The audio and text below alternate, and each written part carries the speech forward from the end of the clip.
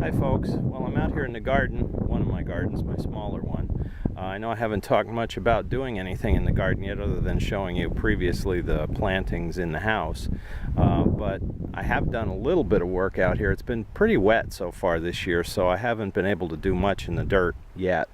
And that's not unusual for me for around here. Usually it's at least early to mid-May till I can get anything done, so started anyway. But what I have been able to do, if you look there on the left hand side, that strip that looks like it's been tilled over, I've got 2 rows of green beans in there that I did 3 or 4 or 5 maybe days ago.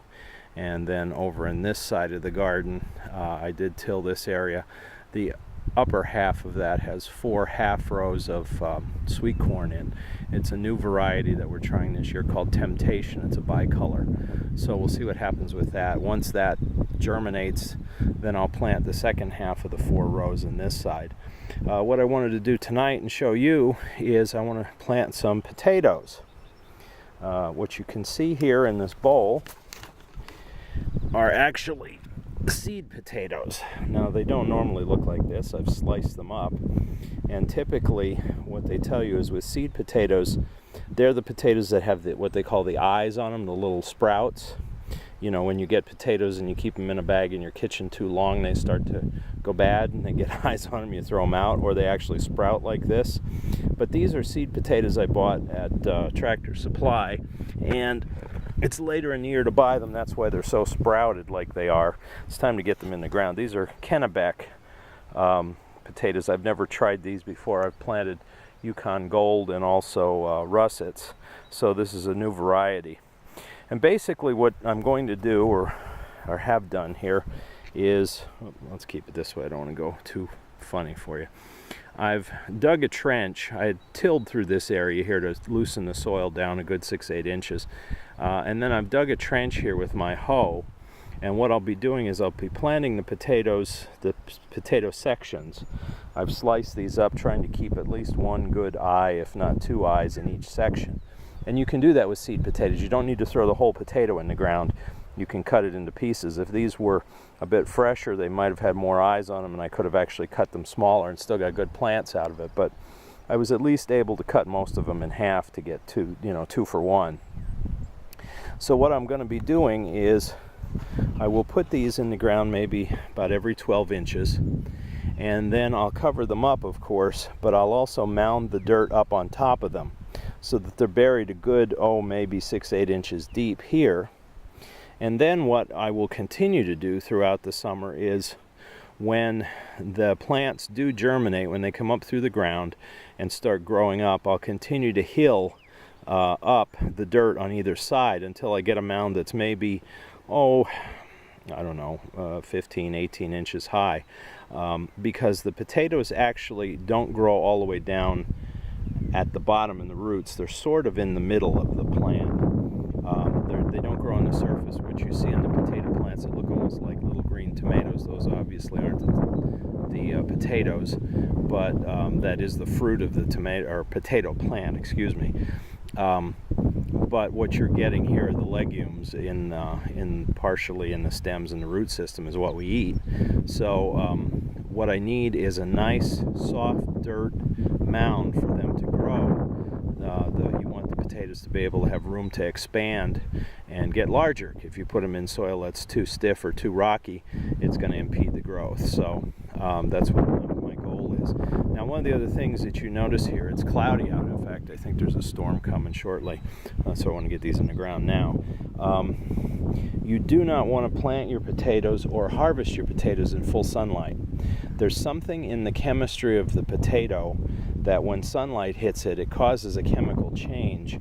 The potato actually turns a bit green and turns rancid. So you don't want that to happen. You're okay if it's in the evening or heavy cloudiness like this, what they call open shade.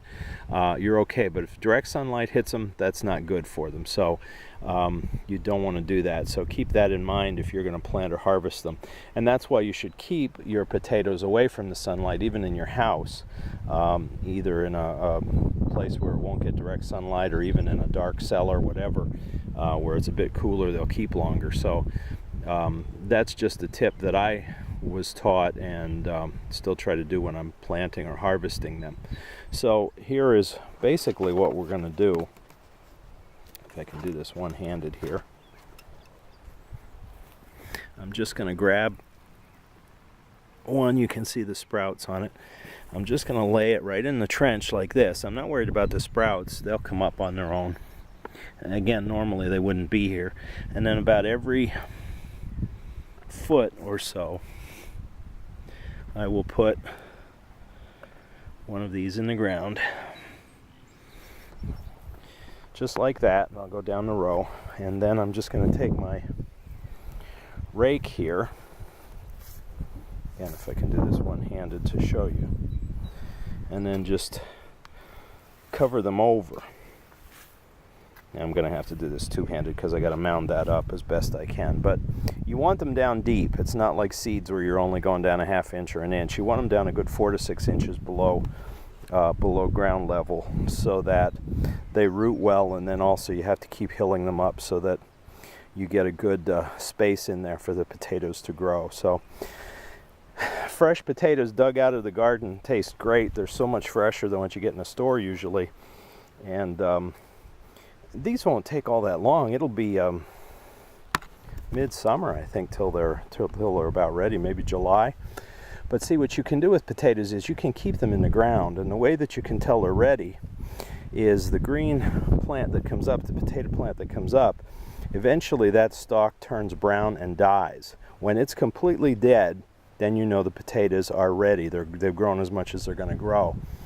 When they dig up what they call new potatoes, the tiny little potatoes, that they just harvest them before the plant is completely dead, so they don't grow as large. But after the plant dies, the potato can stay in the ground for a fairly long period of time, weeks, couple months even, that it won't spoil, as long as it's not exposed to sunlight or whatever, or burrowing animals, things like that. You can come back and harvest them whenever. So what we'll do is we'll just start when the plants are all dead and we know the potatoes are ready.